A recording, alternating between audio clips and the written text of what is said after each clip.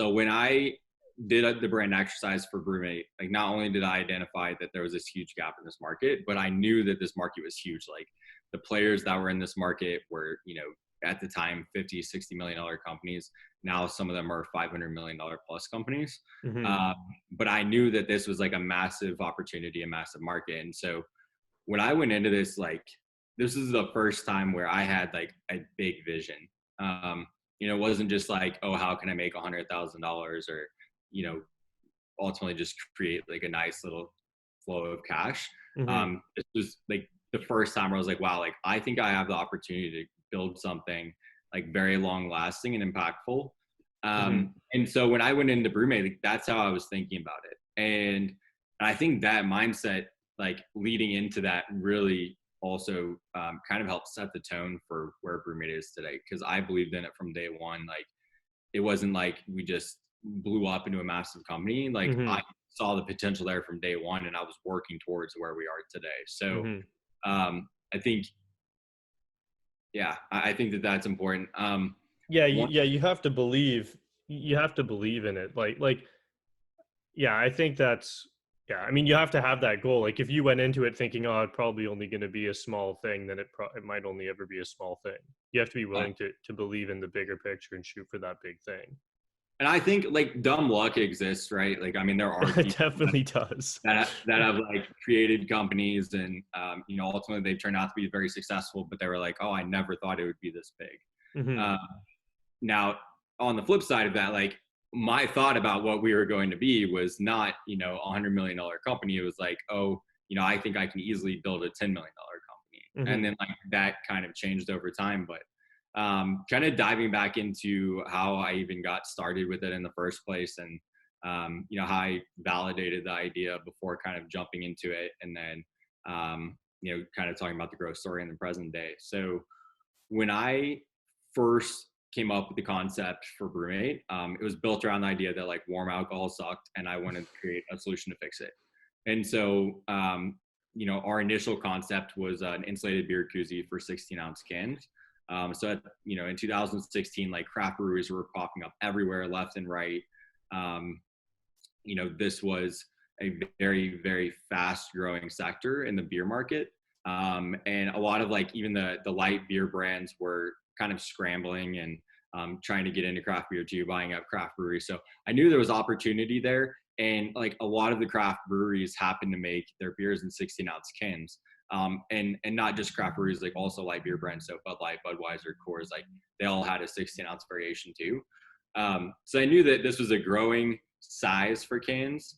Monster was starting to use 16-ounce cans. Mm-hmm. Coca-Cola, like Mountain Dew, like a lot of the soda brands were starting to use 16-ounce cans. So, I thought that like outside of craft beer, that 16-ounce cans were going to continue to grow and be more and more popular, and it was going to be more and more popular, more and more important over time to have a solution for those. Mm-hmm. And so, I went first, like I was looking for manufacturers. So I had really learned how to source my previous two companies. I used a tool called Port Examiner so I could look up import records for all of our competitors. And I found like all of them were manufacturing outside the US. So I started doing a little bit of research on, okay, are there stateside manufacturers? If there's not, why is that?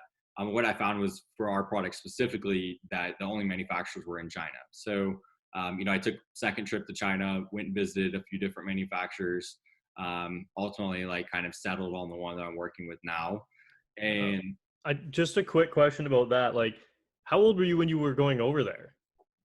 my first time ever going to China was when I was 19. Do they like what do they think when a 19-year-old walks in and like, yeah, like I want to get all this shit manufactured? Do they like take you seriously? Yeah, they did. So my first time ever going to China was when I was 19. I Mm-hmm. went there for 2 weeks.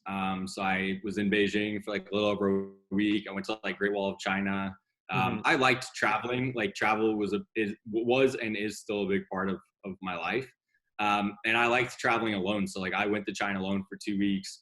I stayed in hostels. I met a bunch of really cool kids and kind of traveled all around China with them. And Mm-hmm. when I went to my manufacturer, same thing. I mean, they were impressed. Like, rather than being nervous or anything else, they're like, wow, like you're one of the youngest people to like come and visit. And you know, there were a lot of them, you know, were asking like, oh, is this for your parents or whatever? It was like, Mm-hmm. no, like this is my company. And I think that to them it wasn't scary or anything like that. They were just impressed. Like, Mm-hmm. uh, you know, Well, I mean, you did fly across the world to go see them too, so that's got to show yeah, something. yeah. So, I mean, you know, I don't know what they were thinking underneath. I'm sure that there was some form uh, Mm-hmm. of probably just leeriness Yeah. against working with younger people, but just from a financial side. But like the terms that we had were terrible in the beginning. I mean, we had to pay it for 100% of every shipment before it left China. So like Mm-hmm. there were no payment terms and there was no risk for them. Like, Yeah, you you buy it. know, There you they go. were getting paid before it came here. So Mm-hmm. over time, we definitely established that relationship and got to the point where like, you know, we have a very, very good relationship, and obviously they trust in my vision. And I remember Mm-hmm. having a conversation with them, and like I was trying to negotiate payment terms, and we were only doing like a couple $100,000 at the time. And I was like trying to negotiate payment terms. I was telling them, I was like, I guarantee you within the next like year or two, like we'll be like a $10 million company. And they were like, no.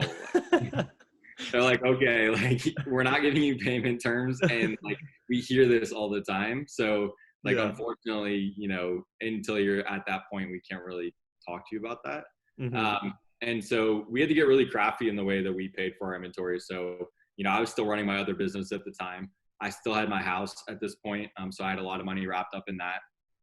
And so like I had pretty much no free cash. Mm-hmm. So what I did, like for our first product, I created a digital rendering of the product, and then basically photoshopped that into people's hands in different scenarios, and then ran just some lead generation ads on Facebook to try and like gauge interest from people, you know. And it was effectively like a homemade Kickstarter.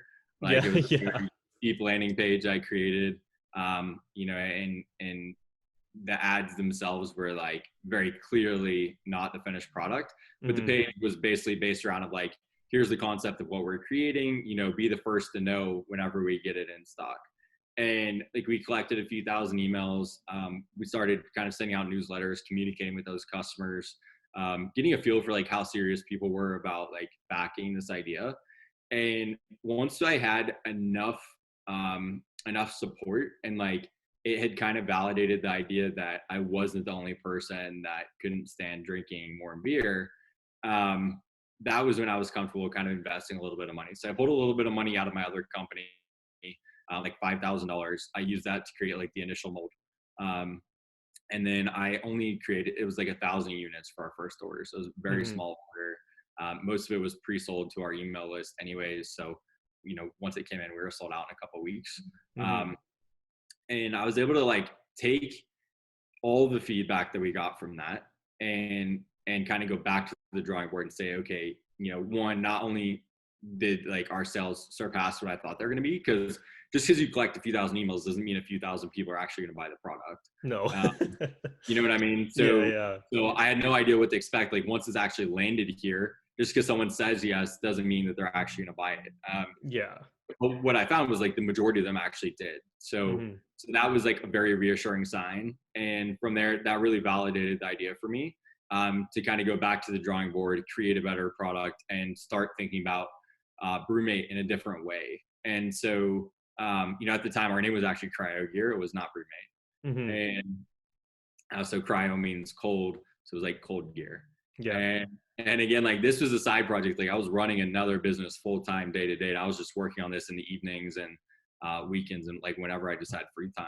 Mm-hmm. And you know, we got like, it was like midsummer 2016 at this point, and you know, I was on spring break. Well, I guess yeah, it was like May, so it was like a late spring break. But we were at the beach. I was drinking wine. I ended up getting a ticket for having glass on the beach, Mm-hmm. and I was like, shit, like I need to come up with a way to bring wine to the beach.